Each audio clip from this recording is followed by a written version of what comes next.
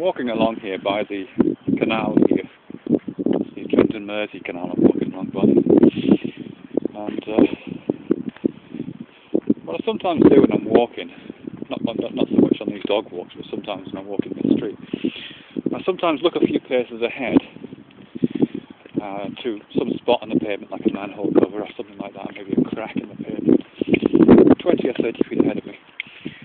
And I look at that spot on the pavement as I'm walking, and I try to identify, kind of in my body I guess, but in my mind as well, at what point I know whether I will step on that or not, and what I'd have to do to either not step on it or make the adjustments to put my foot on that object or on that point. I'm sure it's something that long jumpers or triple jumpers, something like that, do all the time, or are really good at doing. I'm just wondering what's going on at that. So I can definitely feel it. I'm looking at a stone on the path ahead. It's probably 30 feet in front of me right now. And I'm going to just have a quick go at that, see if I can identify at what point I will know whether I'm stepping or not. 15 feet away now. 10 feet away. I'm not going to step on it. No, stepping over it. Over it goes. It was a complete felt sense. Well, it's not really a felt sense. That's not the word. It was, but I could definitely intuit with very little doubt, really, that what would happen was that I would just step over that rock on the path. Now it seems to me, and I haven't looked at the literature, this is just me thinking off the top of my head, there must be one or two things are happening there.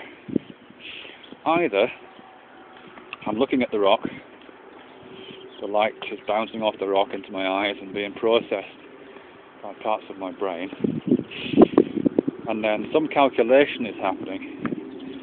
Perhaps a huge shimmering database is being consulted, which is telling me something to do with distance, something to do with like the average length of stride, something like that, and the result is being churned out, which my executive powers of my mind consult and then come back with a response. That's one option, but it really doesn't feel very accurate at all now. The other option which I'm thinking about is there must be a kind of stimulation preceding my actions. I must in some way,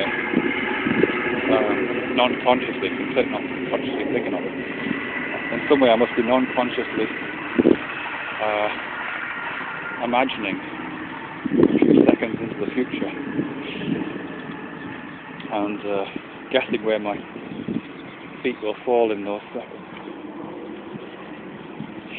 That's what I'm thinking about at the moment. In terms of looking to the future.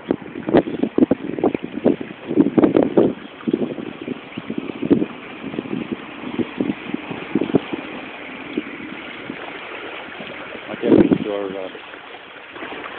steering one of those things, a canal boat,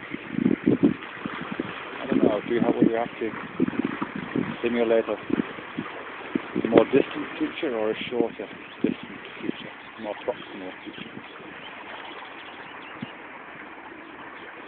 Oh, it's a great way to live your life.